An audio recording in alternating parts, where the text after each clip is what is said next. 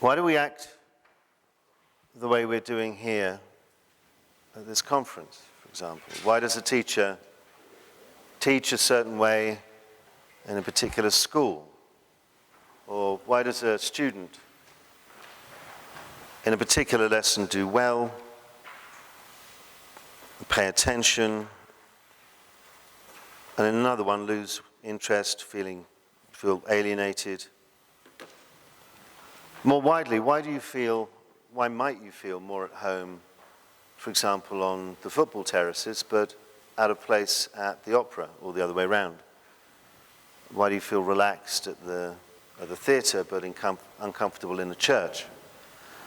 Again, or the other way around. These questions of success and access, or possibility and legitimacy, are just about everywhere in social life. They concern basically why a certain person, why a certain kind of person, does well or badly, feels at home or an alien in a particular kind of social context. And that sort of very general question embraces perhaps the most important question of education research. I'm always aware that not everyone here is doing education research, and LCT goes far beyond education research, but it does embrace pretty much the most fundamental, or one of the biggest questions education has to face, which is, why do some people do well and others don't? Now, I'm going to use education as an example, but what I'm going to talk about today is relevant to any arena of social life: politics, work, sports, the law, religion, anything. Because no matter what the activity, the question can be asked why some people do well and others do not. Why some people can get in at all and others can't, and why some people do well when they are inside and other people struggle. We can understand this question as being really the coming of, at its simplest, we can think of it as the coming together of two variables. On the one side is what the person brings to the context, their ways of acting, being, feeling, thinking, and so on. The sum, effectively, of their entire life experiences embodied in the fundamental dispositions, as I'm going to call them, of the way in which they go about things and see the world. And then on the other side, use the context itself. You've got, what are the rules of the game in that context? On what basis are people allowed in? And how is success measured? So you've got these two things coming together. How do we analyze those two things? How do we bring that equation together? Now, over a century of sociology has shown that it's not just about natural talent, and we know that inequalities among social groups are far too systematic for that to be the case, or genetics. And that realization has shaped the way that most sociology has gone about exploring this. A lot of approaches focus on how social categories, class, race, gender, ethnicity, and so on, how they are correlated with access to and success in fields like education. In other words, studies have mostly explored what Basil Bernstein called relations to education. Or if your flavor is more Bourdieu, externalism is what he called it. But let's just call it relations to whatever it would be. In relations to education, for example. So in education, as the example, you get a lot of focus on relations of social class or gender, ethnicity or sexuality and so forth, to the curriculum, to pedagogy, to assessment, and so on. So studies ask things like, who appears in the curriculum? Who appears in textbooks? Who's in the classrooms? Who gets to speak more? Who gets to act in particular ways and not be censured, for example? Who succeeds? And so on. It's a lot of who questions. The focus is often then on power relations to the practices being studied in order to show how those power relations shape that practice. And as Basil argued,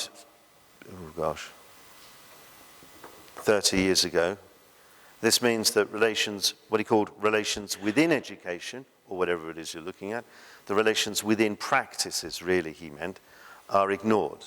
So studies don't ask things like, what is being taught? What is being learned? What is being assessed?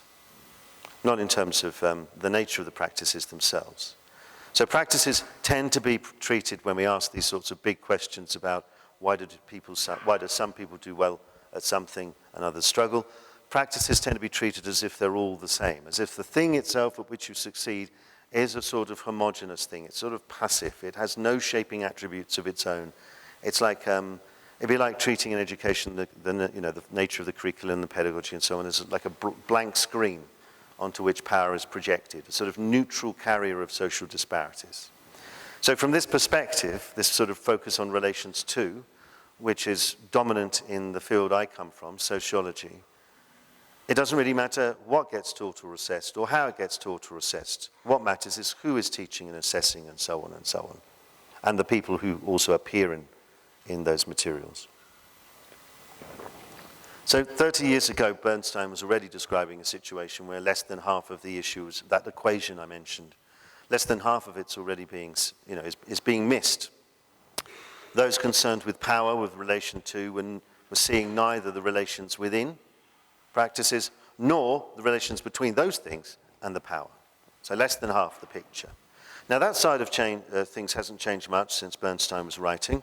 We still see an enormous number of papers that just focus on the social categories of people and just as if that's the only way of explaining it. It's like working class kids do not succeed because their working class habitus is at odds with the middle class institutional habitus of classroom, something like that, which doesn't tell us anything about the nature of the practices themselves and whether they might play a role. So that's one side of, there's kind of like a bit of a divide in the way we look at these things. Now, in LCT, we do know that practices matter, and the tradition of work that built on Bernstein and then LCT more recently have a strong tradition of research showing how important the organizing principles of practices are. And we know that different kinds of practices aren't just neutral, that they have effects. For example, some kinds of knowledge practices are likely to create stronger boundaries between people than others. Some will lead to greater insights, or insights of greater empirical fidelity than others. Some kinds of practices will sustain communities of people over great distances and great times, and others won't. So we know that studying relations within practices is important, yet this side of that kind of way of doing things, looking at relations within, have also shown few signs of overcoming the divide. Because this sort of tradition that I work in with LCT has not really engaged fully as yet with relations to practices. So LCT as a whole, in terms of a body of work so far, so the outcome of empirical studies and also the explanatory framework, are still seeing less than half the picture too. Looking focused very much on relations within practices and not really looking at the relations to practices. Oh, I should have had that one up earlier. I'm not saying, by the way, that everyone needs to do everything. That you get these papers, where people stand up and they sort of, or you see written versions where they attack an individual paper for not doing everything. You know, those sorts of people have never done any actual empirical research, because you soon find that you can do only the tiniest fraction of anything and write it up in a paper. One can look, and one indeed should look, only at what one needs to see to solve the problem at hand. So there are many individual studies that don't need to see both power and practice, okay? I'm talking instead of a bigger picture as a problem, of like, you know, the whole picture of LCT as a community, of us as a whole. If our framework doesn't allow us to see both power and practice, both relations within and relations to, we might miss something out as a community, as a whole body of knowledge, in other words.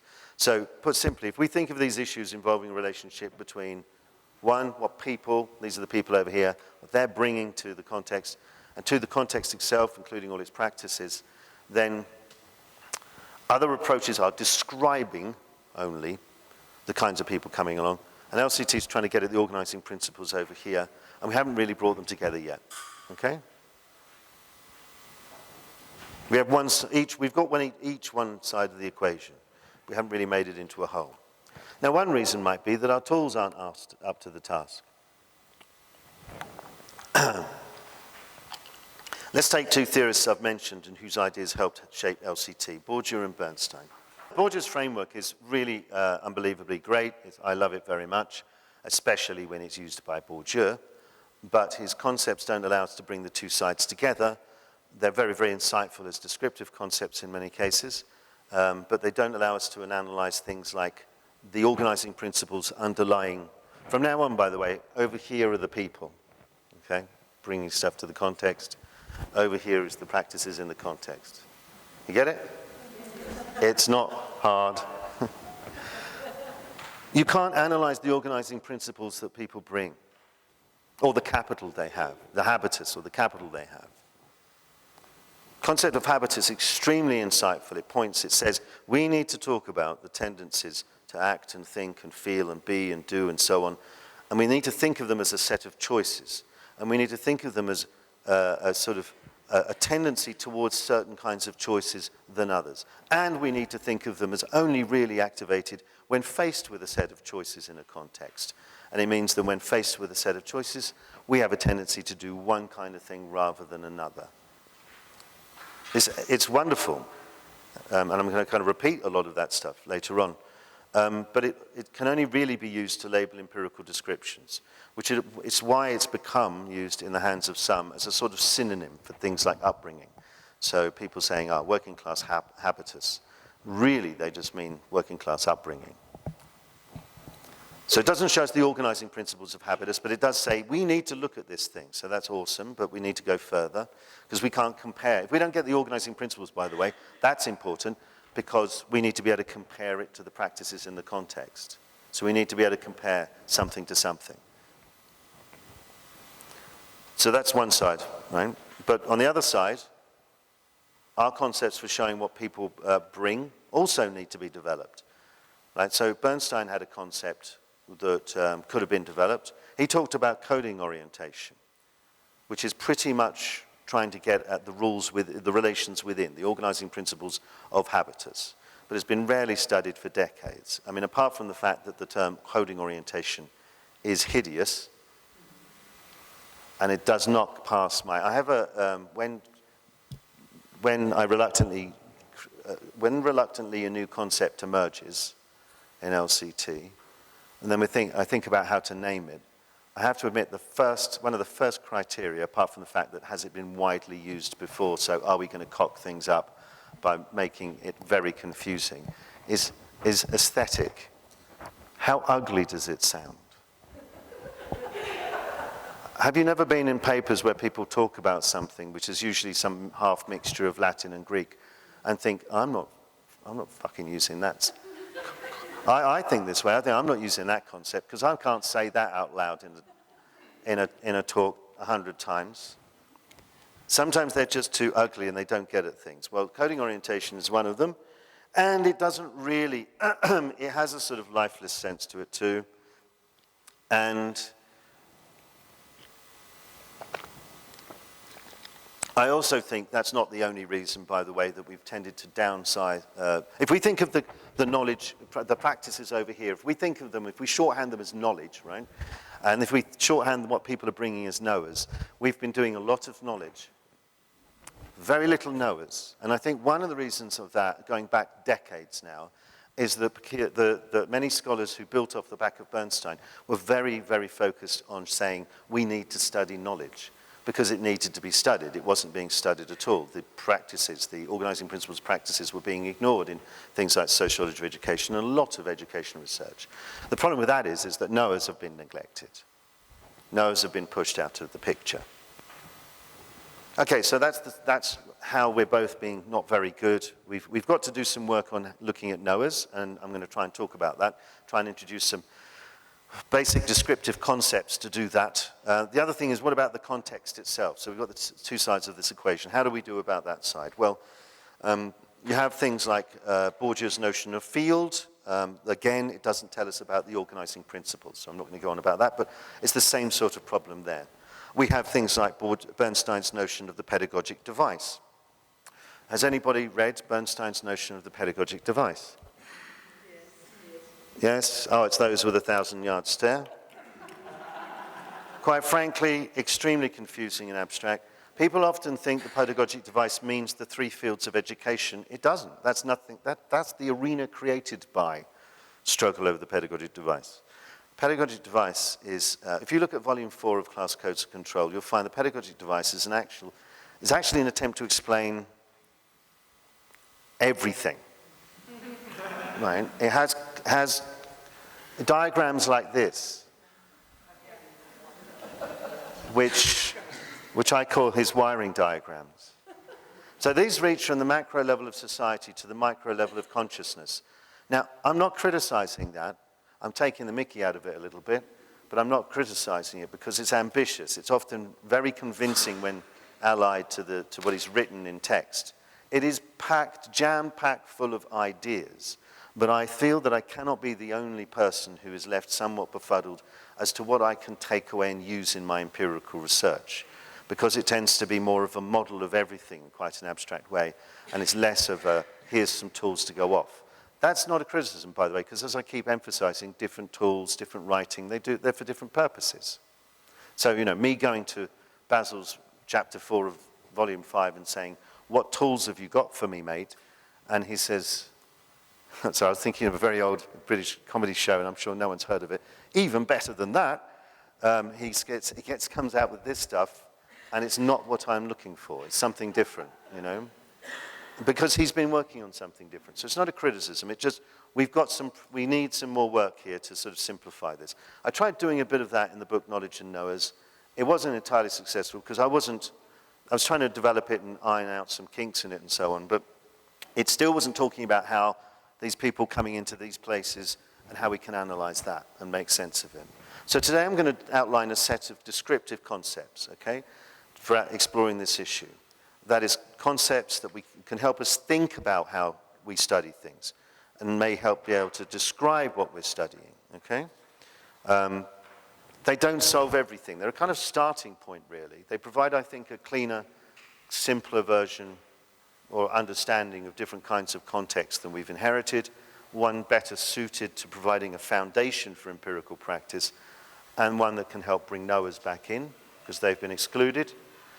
And they do help, they should help thinking about any object of study, that you approach the way of thinking embodied by these concepts as fundamental to how I see everything. These ideas remind me of things to address. That's one of the functions of descriptive concepts.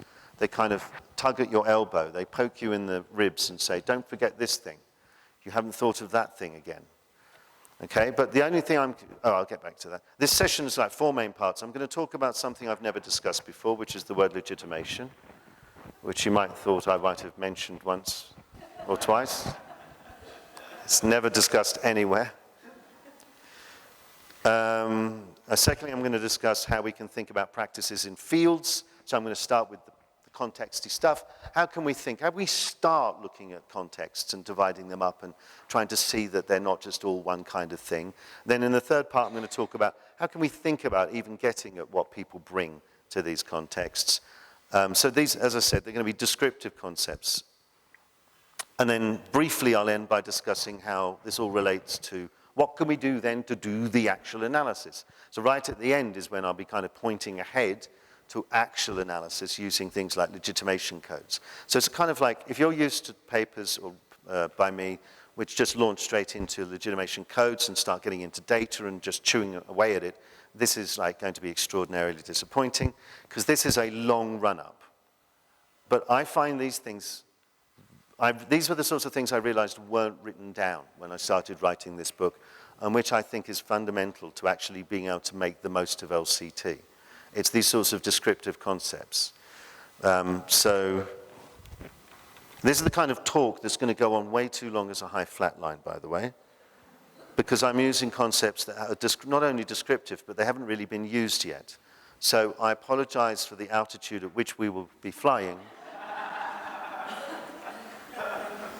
Remember, if you feel giddy or you feel like you're passing out, then put on your own mask first before helping anyone else. But, and also I can always just say, look, don't worry, tomorrow is going to be absolutely awesome. People keep asking me for constellations, and it's my favorite talk of this week, tomorrow. But you don't get there until you've eaten your vegetables, so. Right, I'm going to start by looking at, that's the ice cream sundae or whatever. I'm going to start by looking at the notion of legitimation. I'm going to explain what it means, and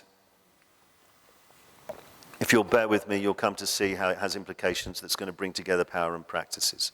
So on Monday, I said that LCT is a sociology of possibility and legitimacy, that we can reveal issues of access to and success in practices and contexts for any practices and contexts. Of course, as I said, access and success are key issues in education. It's little wonder that education has proven a key concern so far. But we can study issues of possibility and legitimacy in any aspect of social life.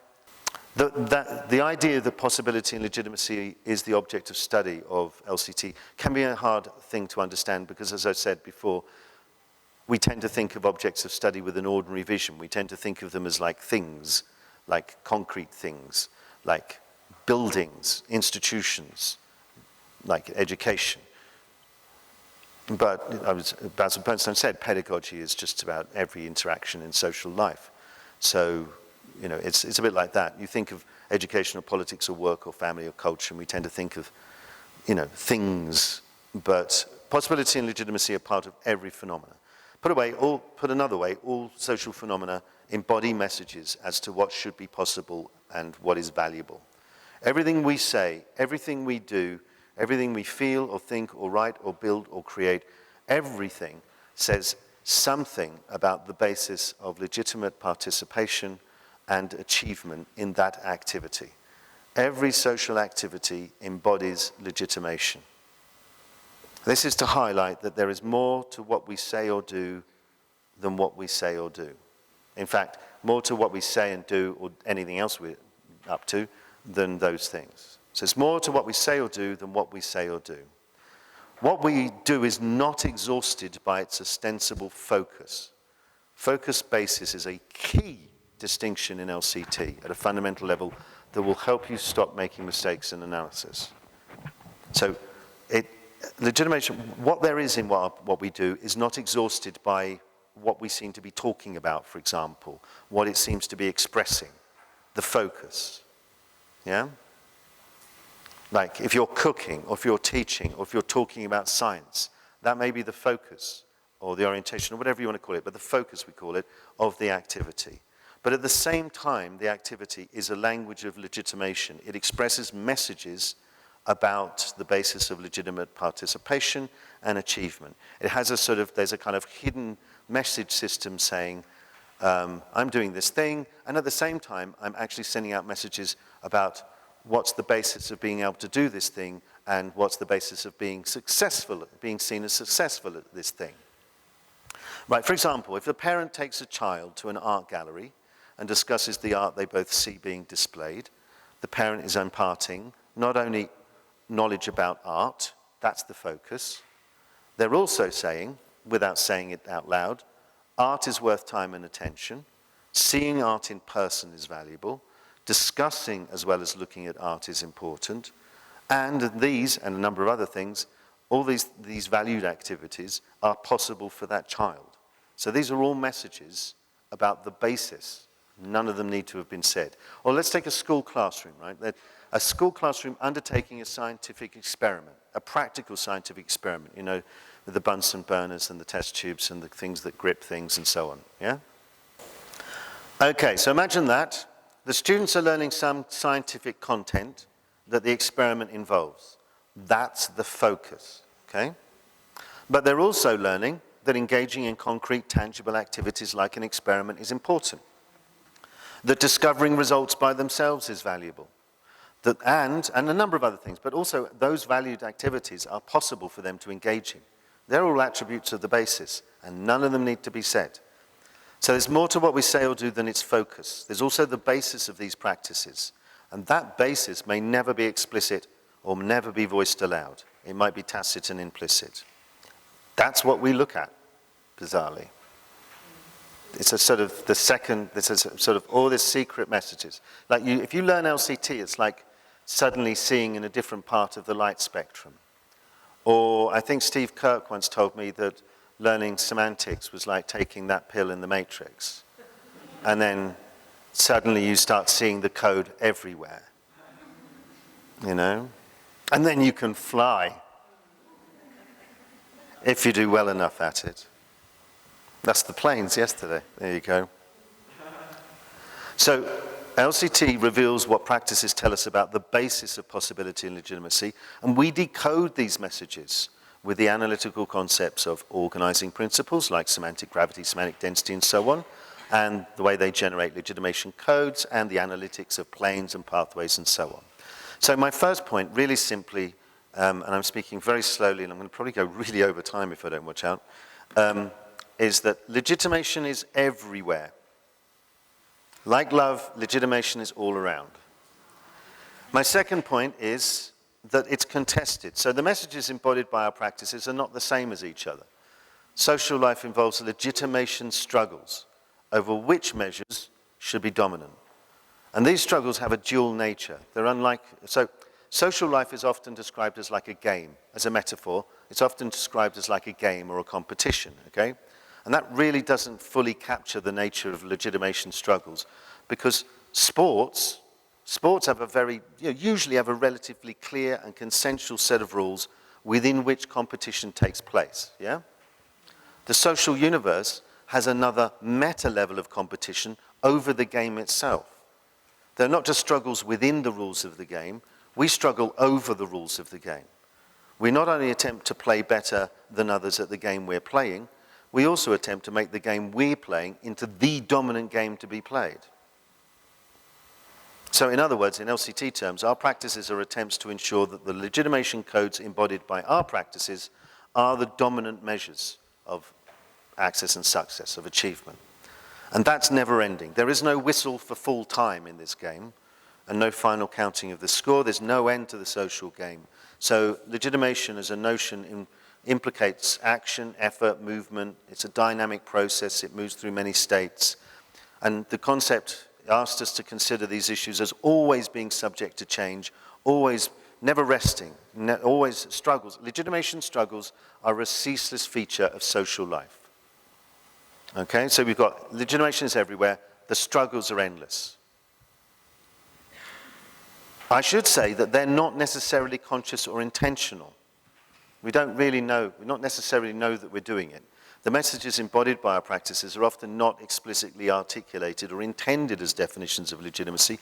We can be completely unaware of the legitimation struggles we're engaged in.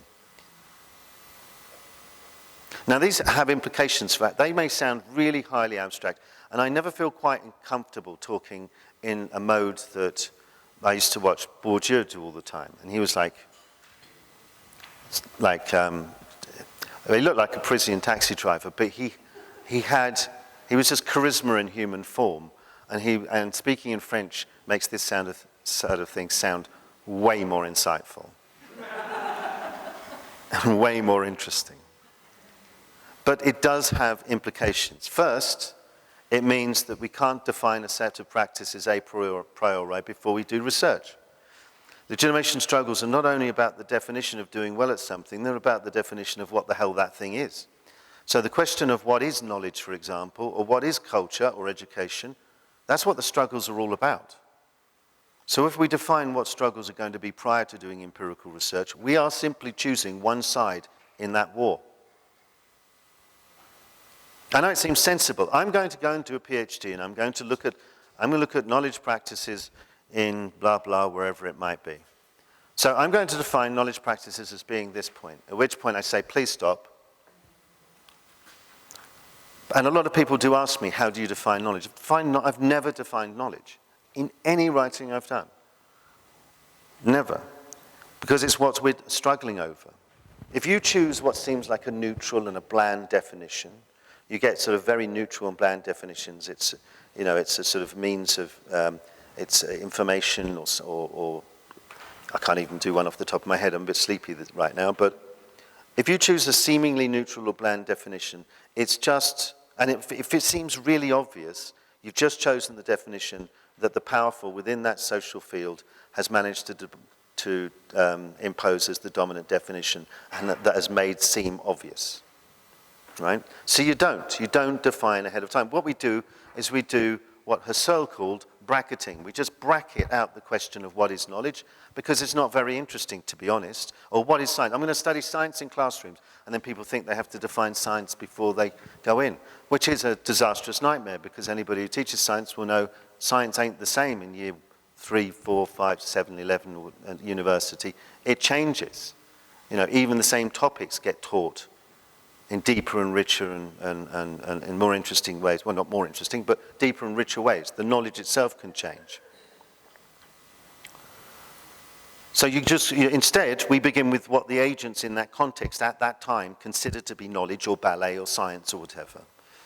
You know, so I don't go into a science classroom and they start teaching science and say, I know I'm not supposed to be speaking because I'm the researcher, but I think you'll find, teacher, that that's not knowledge that's not science according to my definition. We don't do that. We just take what they're using and we analyze the organizing principles, those practices as legitimation codes. And then we can generatively develop, as I said yesterday, we can generatively create other possible settings of principles and so alternative practices. So that's the first implication, right? Very far, but I'm going to have to, I will speed up. Am I really slow today? Oh, okay. Well, you may be here all day at this rate. It feels very slow to me. That's the first implication. That loops back yesterday. In fact, I could have done that implication in the fourth part of yesterday when I talked about putting the problem situation first. But I kept it for today because it also sets up questions about how we look at this issue of people bringing stuff to contexts and doing well or not, okay? Because it does. It sets up this implication, which is very simple. We need to look at both these things and we need to bring it together. And that's what I'm going to explain. So the very term in the title, legitimation code theory, it primes us to be able to do, that we should be looking at relations to and relations within. It kind of sets us up that way. Okay, I'm going to start with relations within, right? I'm going to start with the context. I'm going to start over here. Following me? Okay. I said our practices are languages of legitimation, right? So they're messages about the basis of participation in participation in some kind of social universe, education, law, politics, whatever it is. So they're about participation or the possibility of being there, and they're also about achievement at some kind of social activity. So, we go into the context, can we get in, and then how well we do at the thing itself, yeah? So how those messages manifest, how they appear to us empirically, will depend upon the nature of that social universe and the kind of activity, right? So I gave the examples of the visit to the art gallery and the students in the social science classroom doing an experiment. Both of those emphasize personal experience as a basis for legitimation, okay? So we could both say they're both stronger social relations as one of our analyses. But that message looks very different in those two contexts. You wouldn't look at the parent and the kid in this art gallery and the 30 kids destroying the classroom equipment. I'm just going back to my childhood. Burning everything we could with Bunsen burners. And you wouldn't say, oh, well, they're fundamentally the same, aren't they? Not normally. So practices in different contexts might have a different focus, but they express the same basis of legitimation, right? Or vice versa. Practices in different contexts may have a similar focus, but express different messages about the basis. So one implication of the term legitimation is that we need to identify the different kinds of contexts within which practices are located and the distinctive logics of those practices. So I'm going to introduce the concepts to do that of social fields and activity fields. For anyone who knows Bourdieu and Bernstein, this is going to this integrates, I'm not going to mention them too much, but this integrates and extends and also at the same time gets rid of a lot of stuff to make sense of how we can get at a simple point, which is how we're going to start making, deciding what kind of context we're looking at, what's going on, what kind of social universe is it, what kind of activities are there, okay? So I'm going to start with social fields. Social theorists like Emile Durkheim and Pierre Bourdieu have argued that a modern society is not... I keep going behind my slides, or ahead of them. They've argued that society is not a homogeneous and singular blob. The society is made up of a series of distinct social universes that focus on things like education and law and medicine and politics and industry and the media and so on. These are social fields. Each social field has its own ways of working, its own distinctive logics. Each social field enjoys what Bourdieu called relative autonomy. In other words, the autonomy part means it's a universe of its own. It can't be reduced to something else. You can't say, because of what happens over in this other field of politics, for example, this is exactly why this happens in education, for example. Okay, so it has a little bit of autonomy, but it's not isolated from other fields in society, so that autonomy is relative. And that has two implications for how we think about our research. And I remember I said this session is all about how we think about things. One of the implications of relative autonomy is it says you need to think about things beyond the field. We cannot ignore external influences. If you're studying in a classroom, a lot of my work over many years has been studying the inside of classrooms. And we might think about the classroom as located within the social field of education and think, well, that's a good job. We've done pretty good at thinking about how we've... I'm not saying what you write about in a paper. I'm talking about what you think about, which really actually shapes what you end up writing about. But that's not the social field. Education as a system in a national context, that's not the limits of its world. There's always influences beyond education at play. We know that. And so we need to consider the external influences that may be relevant. Of course, as I say all the time, not everything can be explored in a single study. But if we put wider influences out of our mind on a regular basis, it becomes habit forming. And that habit leads to sidelining things like relations to power and seeing less than the whole picture. So even if you don't write about it or think about it, it's worth just doing it on a tick list, you know? A second implication points towards relations within practices. The relative autonomy of social fields means that the ways in which external influences shape practices can't be read off by just going and looking at those influences. External pressures are transformed by the social field itself. The autonomy of the social field transforms things that come from beyond it into its own sort of language, into its own interests, according to its own logic. Bourdieu said it acts like a prism. It transforms it. It refracts things. And of course, different fields have different degrees of autonomy, so they change things in different ways. So for example, think about how universities have traditionally managed to have, say, more autonomy than vocational kind of institutions, like colleges, who are often more subject to local control.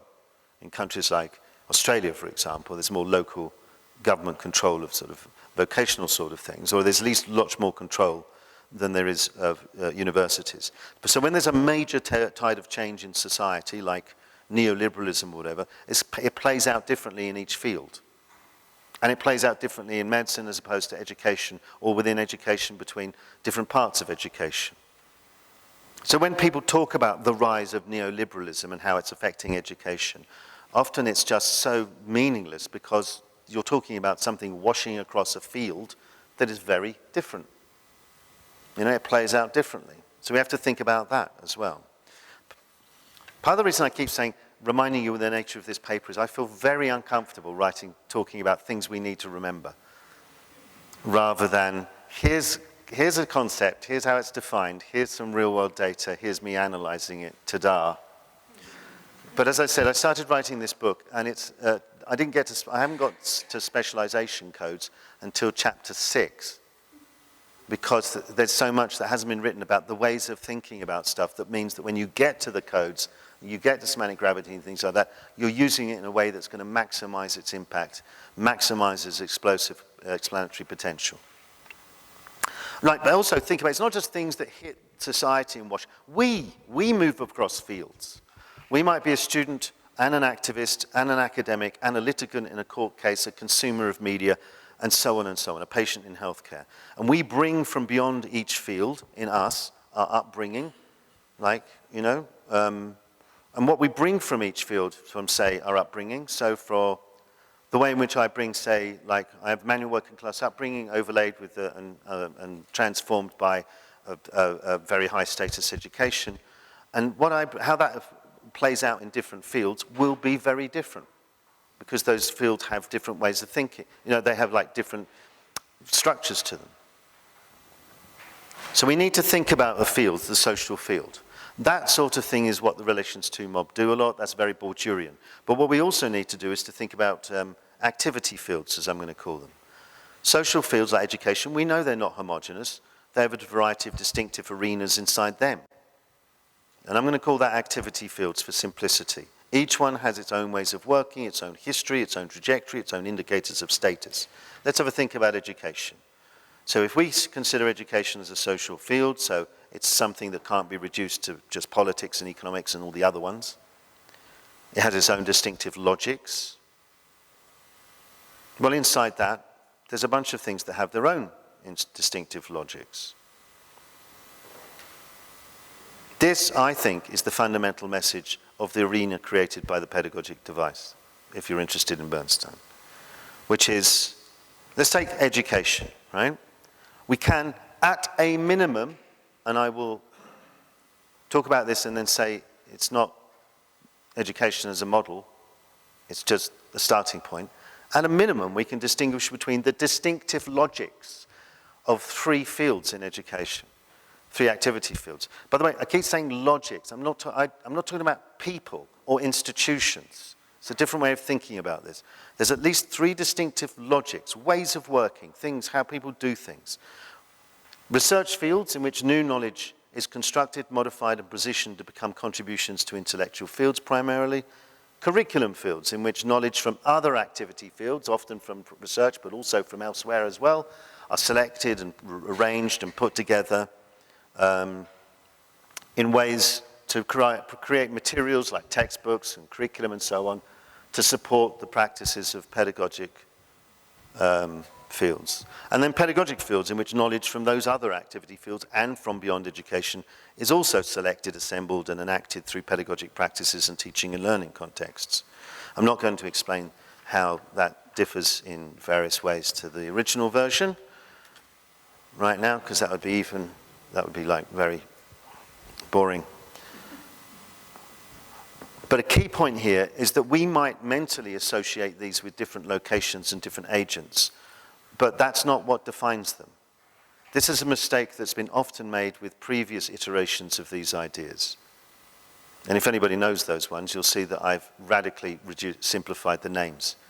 Why the hell were we talking about fields of recontextualization? Seriously. Recontextualization occurs everywhere. Fields of production suggest that production doesn't happen in other fields. There's so many things wrong with those titles. So let's just call them what they are. So we might associate universities with research, and school classrooms with pedagogy, but activity fields are not defined by who or where. They're defined by the activity. It's in the name, activity field, right? And these may appear in all kinds of sites, or a single person might do these all in one day. So for in a single day, a university lecturer might conduct research, create a unit outline, teach a seminar, right? You might do them all in the same room. So we're not simply relabeling places and people, we're highlighting distinctive activities with distinctive logics so we can start to try and think about the different kinds of activities that we're trying to get at. A lecturer might do all three activities I just mentioned, but they've all got different logics to them. The logics of creating and publishing a new idea are totally different to those of creating a curriculum. And the logics and the ways in which you go about creating a curriculum or a textbook chapter or whatever it might be, a textbook, completely different from the logics of teaching. This is one of the great things of Bernstein's ideas really hammered home. The thing that makes it so hard to see is that the same content, the same words may appear in all those different things. You know, you might have the same technical word appear in the research article and appear in the curriculum and appear in the classroom. But they're all appearing within very different contexts, which we can get at with constellations, by the way. Oh, but that's tomorrow. Stick with it and you'll get all the way through to the fun stuff tomorrow.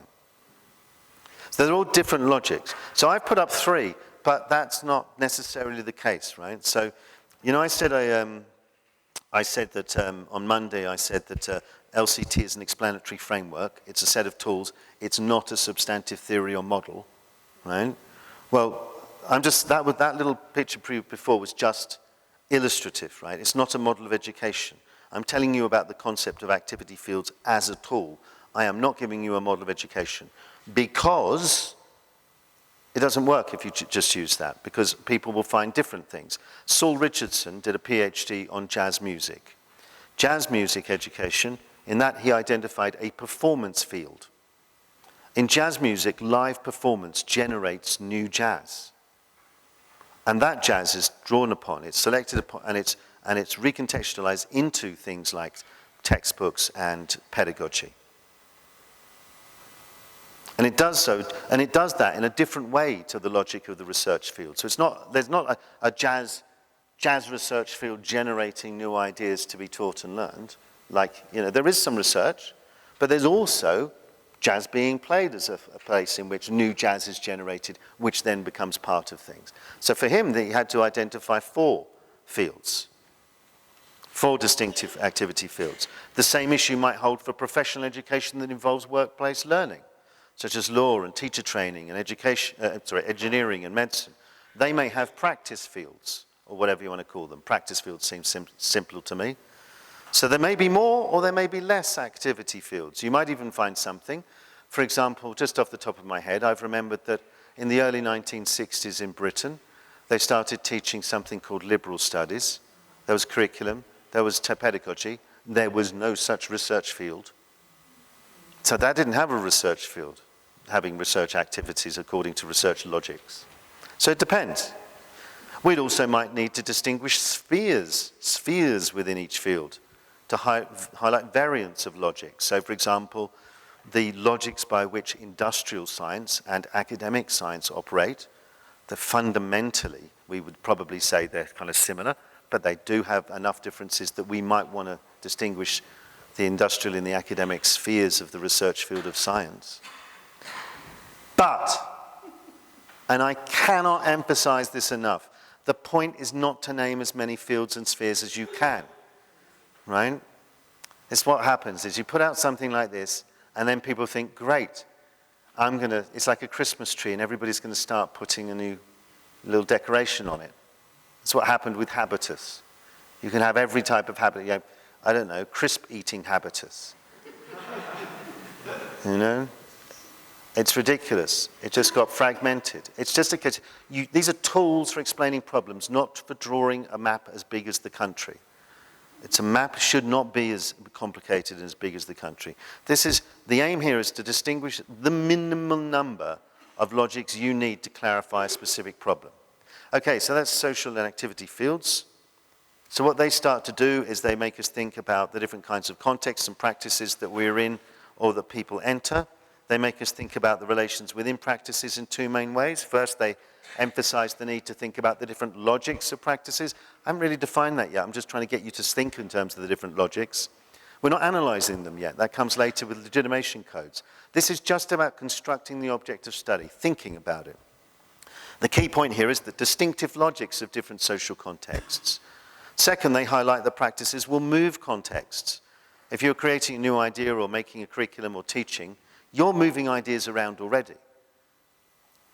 Inside a field, you'll be moving around ideas. You'll be recontextualizing ideas. You're taking something out of there and you're putting it in there. Now, if you've got a textbook here and you are teaching from the textbook, unless you read out line by line, it's very likely that you're doing live and in living color recontextualization. Or reconstellating would perhaps be a better word for it. And that changes its context too. Do we have to think about that? Delocating things from their existing relations with others and relocating them into new ones. You know, and not just the big ones also as well we need to think about, like when ideas are taken from an intellectual field and they're turned into a textbook which has a neat history and sequence, and it seems as if one thing came after another, after another, after another, which is not how it looks when you're doing it in the research field, where it just looks like the Hunger Games. So we need constellation analysis for that. Okay. So do you remember this bit, the bringing together of 2 halves? Or not 2 halves, 2 variables. What about the people? So there's some simple ways of thinking about the one side. What about the people? I said earlier on, the idea of legitimation suggests our practices are messages about what should be measures of achievement. Obviously, they do not have equal status. Some of them dominate and serve as the measures of success, others do not. In other words, some people have more power than others to ensure the rules of the game in a context suit themselves. In other words, the legitimation codes dominating a context or practice match their own ways of doing things so that their practices are used as best. So everything we do can be understood as attempting to improve our positions within the relations of power of a field. So that raises the questions of how do we do that? How do we maximize our positions in hierarchies of status and things like that? How do we make our attributes the favored ones? And why do some of us more easily do that than others? Okay, I'm going to focus on the second of that question because I haven't got time. Why do some people find it easier to fit into a field or to succeed at a field than others? Right? And even to ask that question, we need to think about things in a particular way. And this is just one part of that, but I think it's helpful and it really helps me, even if it doesn't cash out immediately in going off and rewriting your data or whatever. So I'm going to use the term dispositions. I'm building on a lot of ideas from Bourdieu today. I'm not going to call it habitus because that concept needs development to be able to even deal with the idea of organizing principles. And I believe it has been so badly misused that that name is near meaningless at this point. I'm also going to be building on ideas from Bernstein, but as I said, coding orientation does not match my aesthetic criteria. It's too long and horrible and ugly, and it will be putting people off. I don't know if you imagine you're talking to, say, some arts and history teachers in primary school, and you're saying, so the coding orientation of your children, no. Dispositions is bad enough. Okay, so if we think of social life as a game, and there are rules of the game, which are usually unwritten, why do some people better able to kind of guess what the games of the rule are and win at them? The key here, and what makes this about power, is that the rules of the game are rarely made explicit. So we see the focus of practices, what people are saying and doing and so on, but we don't hear the basis of the practices, the messages about success. They're the rules of the game. That's what LCT makes explicit, the rules of the game. So we need already to know the rules of the game. Unless you have LCT and you're actively analyzing it, you need to know them already. You need to come with them already. You need to be primed to understand this thing. You need what Bourdieu called a feel for the game, and that's all about our previous experience. That could be someone explicitly training you, but most of the time it's not. Most of the time it's implicit. You learn it through long experience, through being immersed in the particular legitimation codes, so that you intuitively know how to play the game. So what's crucial here is I'm trying to say, let's think always about the deep set schemes of perception and appreciation and action that people have. Their ways of acting and being and feeling and thinking that they're bringing with them, right? It's really important because they shape their ability to play the game. And they help us understand the role of power, by the way. How? Well, this last time probably I mentioned Bourdieu, but Bourdieu has a particularly Bourdieuian way of putting it, which means it's almost incomprehensible, which is, he called them something like this, he was talking about habitus actually, but structured and structuring structures. Actually useful though if we take each word, okay? Can be useful. Our dispositions, I'm going to go through each one, right? They're structured. Our dispositions are structured by our past and present circumstances, such as our family upbringing, our educational experience. Many sociologists have argued that different social groups experience different material and symbolic conditions of existence, and that these shape the way we experience and see the world. They shape our ways of acting and seeing and feeling. This is a case of enormous numbers of tiny experiences, okay? I don't think socialization is taught very well at all. This is the way my mind sees it, because I think in images, really, most of the time. I think of it this way. Think of those amazing rock formations that you see, you can find in the world, right? Contrary to what my Facebook feed tells me, these were not carved out by aliens with a laser in ancient times. They're the result of wind, with water or wind carrying tiny, minuscule grains of dirt and other things, and each one of those tiny, minuscule grains of dirt do virtually nothing, but virtually is the key, because you've got an almost infinite number. So it's the issue about big data. You get enough of these tiny, almost infinitesimally small impacts, and you add them up over an enormous number, and you start to get this sort of thing, a cumulative effect over a very long period of time. That's how I think about socialization. Right? It's not about just those major experiences in films. In a movie that lasts 90 minutes, you have to have this one moment in their childhood when suddenly this thing happened. It's not, those things are important, but that's what most of our, that's not how most of our dispositions are shaped. They're shaped by these tiny things we don't even notice, every single tiny grain of sand. Every moment of our lives, which add up over time to shape us in ways we don't notice. And through those experiences, we learn a repertoire of legitimation codes. So remember my example of going to an art gallery. That involved messages that direct personal engagement is important, and that being there in the art gallery is important, not just reading about it in a book or watching it on TV. So that's giving that child an experience of stronger social relations, for a start, amongst others. And in this way, we slowly learn how to recognize when situations are asking for a particular strength of semantic gravity or social relations or epistemic relations and so on. Just like the way that we learn the right way of using the bus or driving a car, or when to use a knife and fork and not just our hands and things like that. We are all the time, at the same time, getting used to different strengths of organizing principles and different combinations of legitimation codes. And the crucial point is some people get more experience of some kinds of codes than others.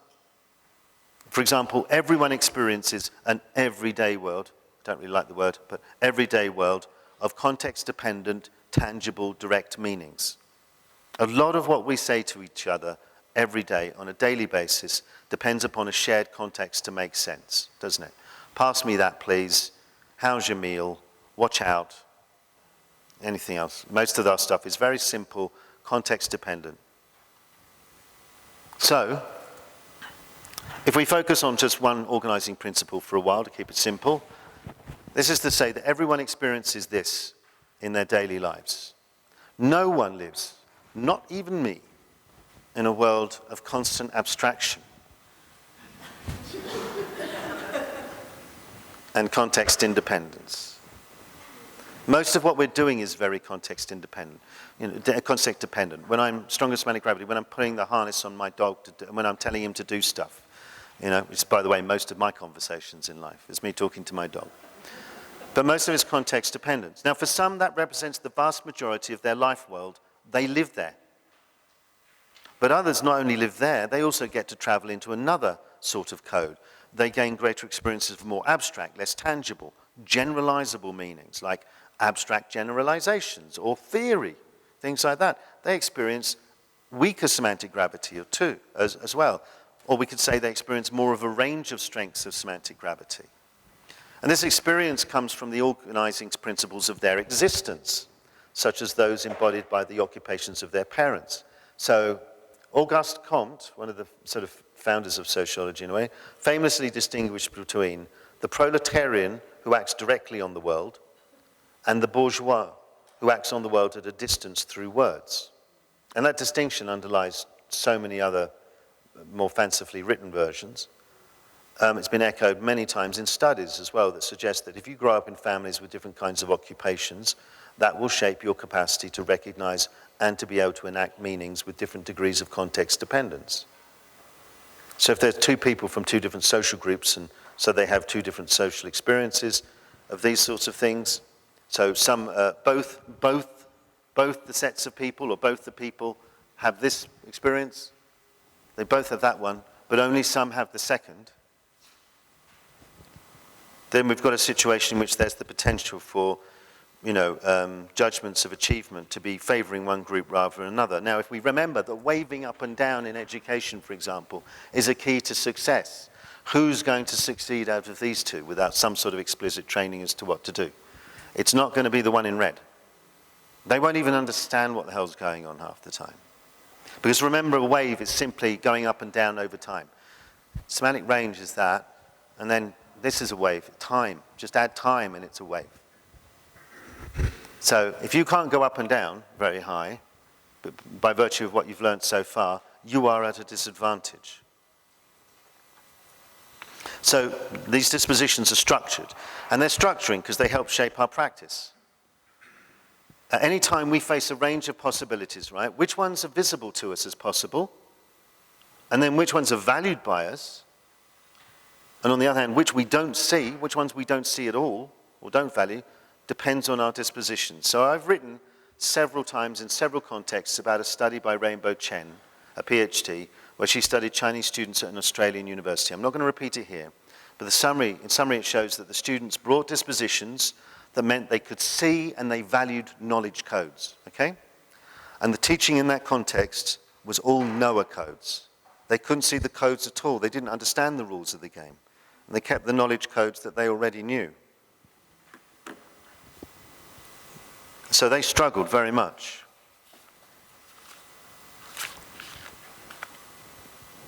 So it's in short, it's the relations between, on the one hand, our dispositions and the rules of the game that really matter. That doesn't mean that they program us by like robots. We can reshape our dispositions. Not easily, we can. If we taught the Chinese students LCT, for example, they'd be able to analyze the teaching they're facing and say, look, there's a Noah code, and then choose whether they want to do that or not, or learn how to do it. So we can change this. And lastly, they are structures. So dispositions are structured by the past. They're structuring how we go about things. They do so according to their structure. That's the last use of structure, thankfully. That's to say, our dispositions are not unpatterned or random. The content of our practices changes as we engage with different contexts, but our dispositions remain relatively durable over time. And crucially, and this is the major difference, I've used Bourdieu a lot today, the major difference between Bourdieu and LCT, I should say not between Bourdieu, the framework we inherited from Bourdieu and LCT. The crucial difference is we can see the structures he talked about. He said structured and structuring structures.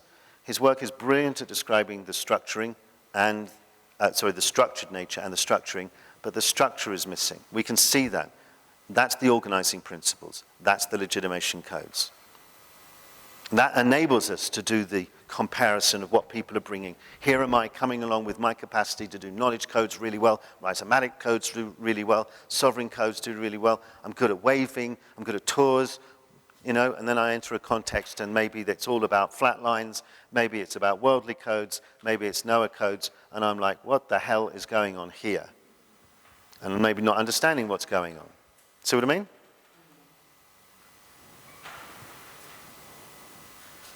We can see them. That's not to label people, by the way. Don't think you go around saying, she's a rhizomatic code, that person over there is a sovereign kind of person. Each of us are likely to be good with a range of codes in each dimension. We may be able to recognize a code, for example, also, but we might not be able to do it.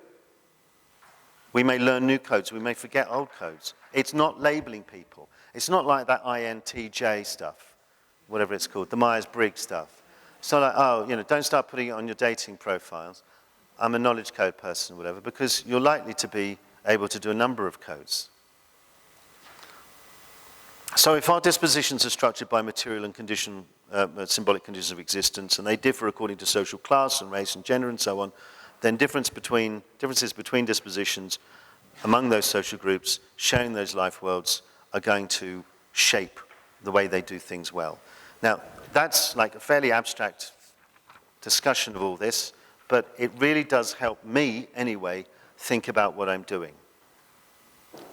Why? Well, because that's what they're for. That's what they're for. They're descriptive concepts to shape our ways of thinking, help us to construct our objects of study, which is one of the least discussed things. How do we think about what we're looking at? You don't have to use them for anything or for everything, but keeping them in mind will benefit any research you do because they'll highlight things you might miss otherwise. And they affect the things that you have, the ideas you have about what you're looking at. So, for example, legitimation emphasizes ceaseless struggle over what anything is. So that might mean, for example, that you try to avoid defining things like science, or you're just a little bit more careful about saying what's science and what's maths when talking about the two of them. So much of the work on how to teach maths and science is written as if you know maths when you see it and you know science when you see it, which is insane because you integrate maths into science. And then what the hell is that? But most of the papers that I ever read, when I wrote a paper about integrating maths into science, just about all of them was talking about as if you just know science when you see it, and you know maths when you see it, and so on. And in a sense, they were imposing a kind of universal definition of like, well, science is just this, maths is just that, rather than just saying, not even trying to define it here.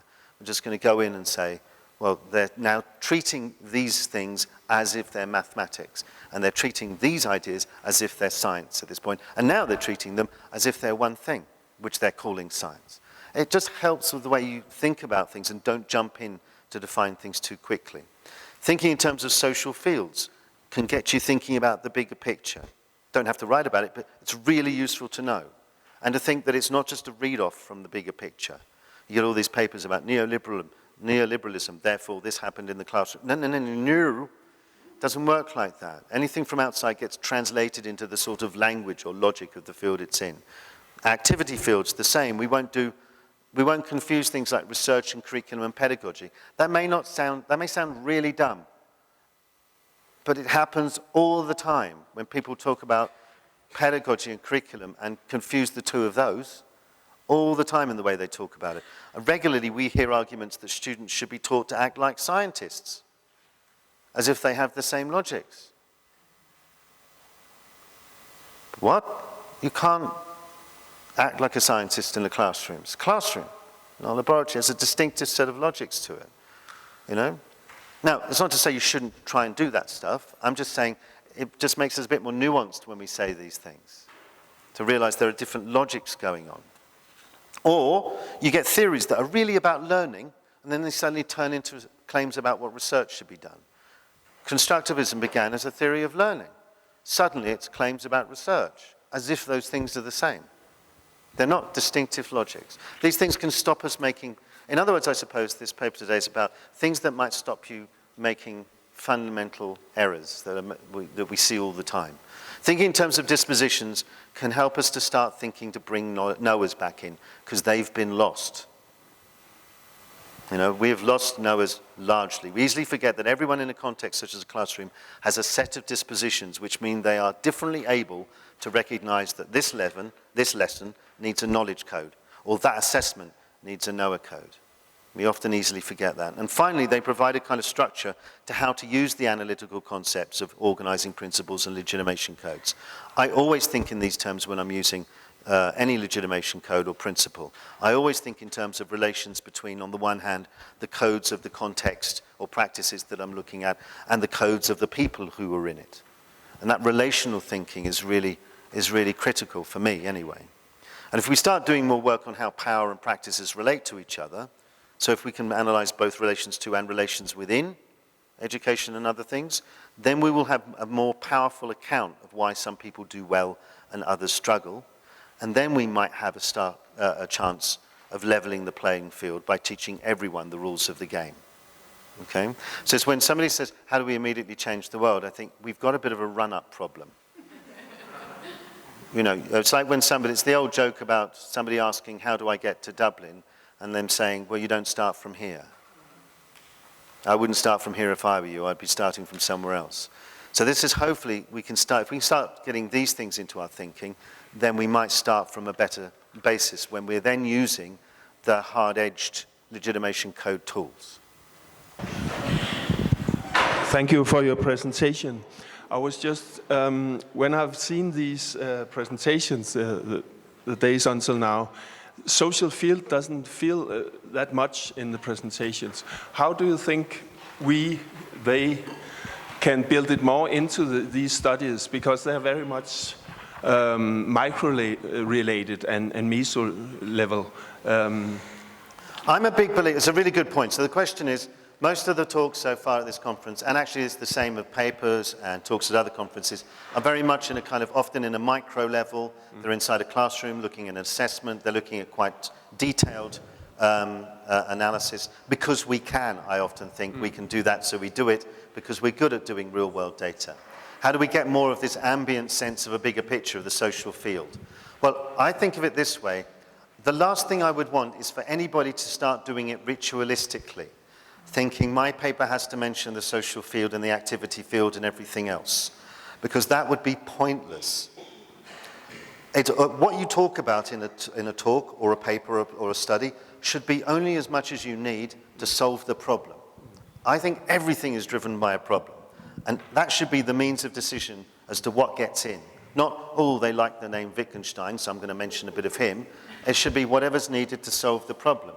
So if you don't need to write about social fields or activity fields, if you're straight into we're going to talk about the best way of integrating some, personal experiences in history in a classroom, and you've got 7,000 words and you've got a lot of data, I'd be saying, don't waste your time with discussions of social fields, external influences, the different logics of activity fields, and I'm focused on the pedagogic field, the kind of big run-up, that kind of ritualistic thing that can happen. Do you know what I mean? It's like you see people doing this. I think this is what happens with things like, is this what happens with things like critical realism in South Africa, where it's mentioned in the paper? My ontology thing, in my epistemology is that, and I'm thinking, my God, that's word count. It's word count that's being taken up by stuff that's not necessary to solve your problem. Yeah. Put in a footnote or something. So you might want to mention it if it helps solve the problem. My problem about this and bringing it up today and making you all sit through what I find, it's okay to read, but I think to listen to is not so much fun. But I wanted to do it simply because I wanted to get people to start thinking about it in a kind of depth charge way. It may just mill around and marinate in your brain. Is that if we don't think about it as a community, LCT will end up being just this micro decontextualized studies of particular little things. So for me, there's a big difference between the individual person, individual study, and the kind of the whole community, right? And if we all are only ever thinking in terms of the micro, then that becomes habit forming as a community, and then everything else gets missed out. So I'm not telling anybody you've got to start going off and talking about the logics of distinctive activity fields, but I implore you to think about it when you're writing, just so you remember where you are, because at some point your research will take you over here into another field, and you won't even notice, and that's the problem. I've seen that happen with people. They're talking about curriculum, and then they're over here and they're talking about how to teach, and they're really still thinking in terms of curriculum. And teaching isn't really even what they're talking about.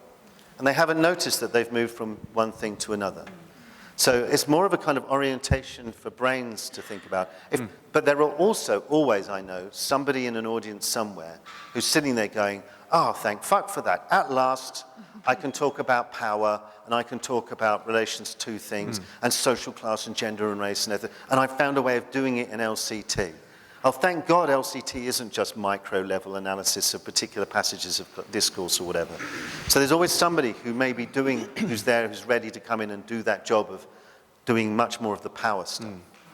So it's like me just saying, for those, keep doing what you're doing, just keep this stuff in mind, please, because it shapes the way everything I do. Even when I'm doing like word-level analysis, I'm trying to remember what field am I in and how might this be shaped by other things? And then I think, okay, but I might not write about it.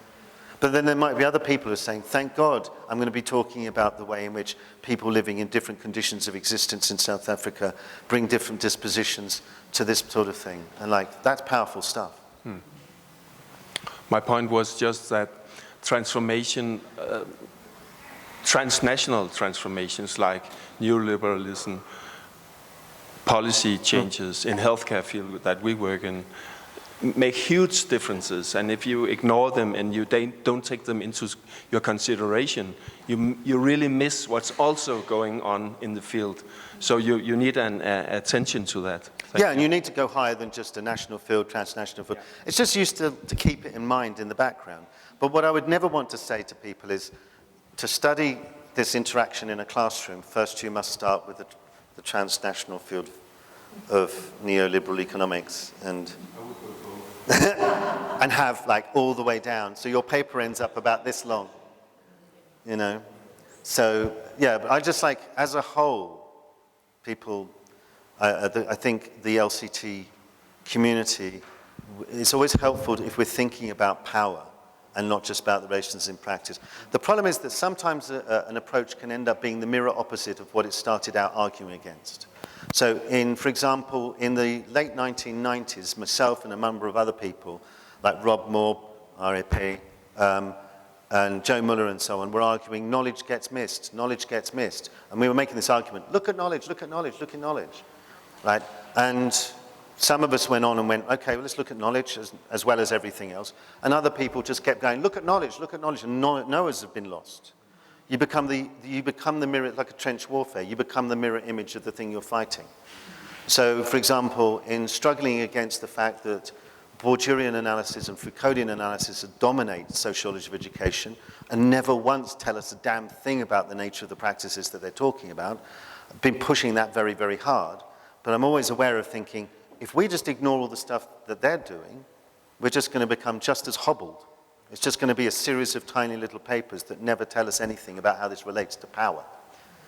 So it's a big picture thing, And I think we just have to avoid, say, we need knowledge and knowers, we need power and practices. So, Yeah, well, power fields, yeah. Yes? I'm just wondering, I guess my question is, am I right in thinking that your context or your object of study could define how small a social field can be? So, for example, if you're thinking about the classroom and you're thinking about putting people into groups and doing group work, can the classroom be seen as the social field and the students seen as the activity field, or is that... No, I would just take the same logic that lies behind that model and apply it further down. I wouldn't try and say that's not a social field or an activity field, because all the different groups, they may be doing different activities empirically, but the logic behind it is that of learning something, It's pedagogic logic. But you might want to start making distinctions down, I don't think we need fields to make the distinction amongst groups in a classroom. No, I'm not talking about that. I mean, there is work that discusses how the culture of the classroom, which is also shaped by things beyond the classroom, shapes the nature of interactions within the classroom. Oh, yeah. And particular people can subvert activities, bring different things to the activities, not do the activities. And so I just wonder, you almost have kind of cultures within cultures. Absolutely, absolutely. And this can be applied at lower and lower levels. This is just one long advert for tomorrow. Tomorrow I'll be talking about how we can constellate at any level, right? So it's the same sort of thing. We can see, if we just think about the different logics that are going on and how they might be shaped by the wider context in which you... So I said we can think about distinctive spheres within a field. Sure. And then you could go further and further and further and further and further. So how small can a social field become there? Well, the term, this is, I think, where we're tripping up. I'm sticking to this term social field at the level of the whole, I'm trying to do a whole thing for that word. Okay.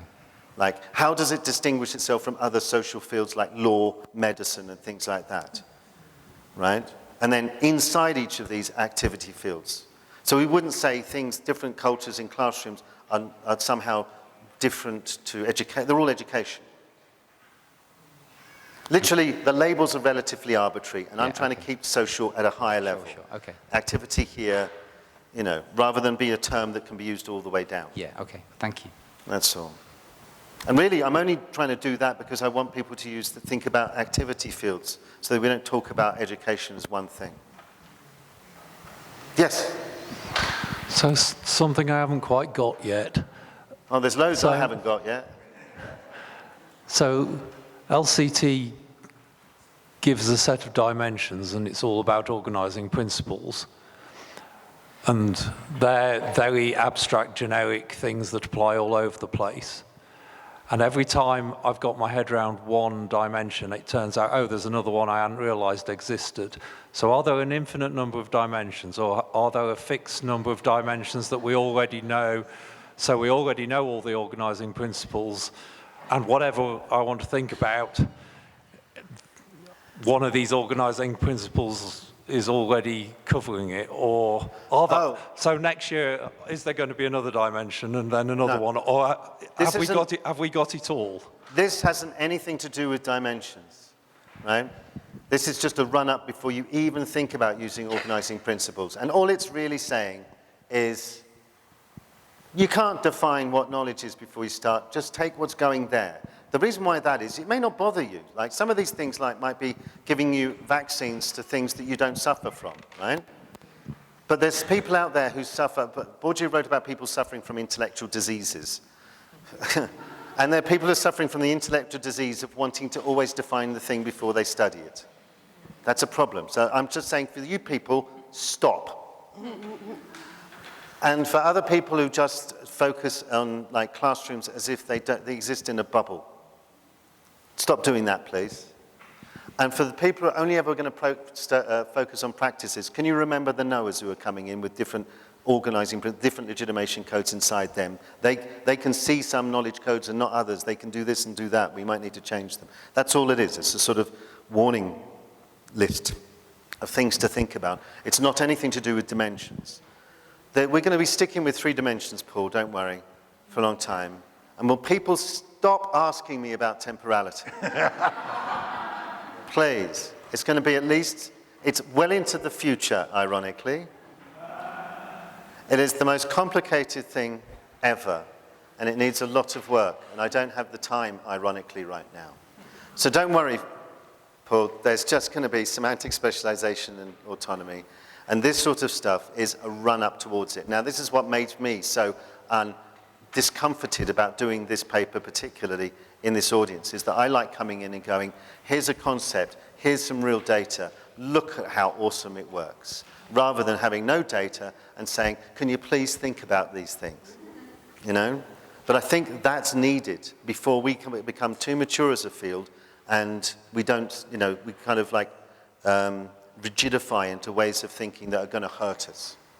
So if you don't have, or if none of this has any problems for you, then let it marinate and see, it may work, there may be something of use eventually. But no, there's no dimensions coming out anytime soon. Don't worry. But there are others. We have to go soon, so yeah, Billy? Just thank you very much for this paper. There was so much to think about. But the one thing that I kept coming back to, and the thing that's bugging me at the moment, was perhaps around dispositions and thinking about, exactly the dispositions of the knowers, which, if we're in an education field, are our students, and particularly perhaps the emerging dispositions of students post-COVID, post-lockdowns. They just seem to have changed in so many ways. And I mean, I don't think I'm the person to do it, but just sort of hoping that people will pick up from this and start to try and, as you say, bring the knowers back in and help us try to understand where our knowers are, so that as practitioners we can begin to meet their needs. Thanks, Billy. And what I want to really emphasize, and I failed to do so because you've made me realize, is when I talk about dispositions, I mean we really need to analyze those in terms of legitimation codes, not just label them. Not just label them. Labeling would be a first step. It'd be like doing a thematic analysis. We need to start to be able to say, this person, or this type of person, comes already well-tuned for Noah codes. They're awesome at those things. And what they're blind to are the other 3 specialization codes. Or this kind of person arrives with a very limited semantic range, so we need to expand their semantic range if that's what we're going to ask them to do. You know, or this kind of person can deal with it when a lecture stays in a sovereign code and never moves anywhere. And another kind of student is really good at autonomy pathways. They can deal with that. So to be able to understand what they're able to follow. I think of codes, for example, as being like languages in a way.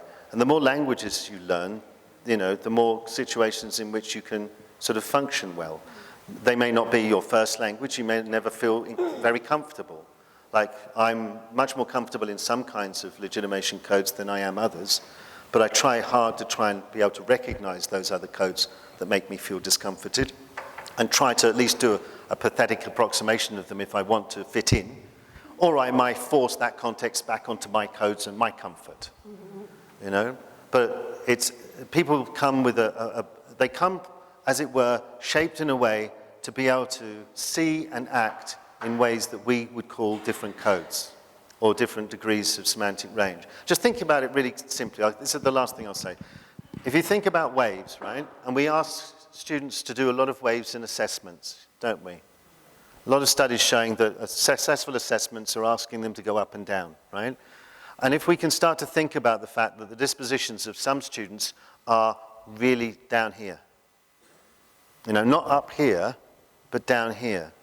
And they don't, or they can understand these two parts, but they don't connect them. So you kind of get this, you know?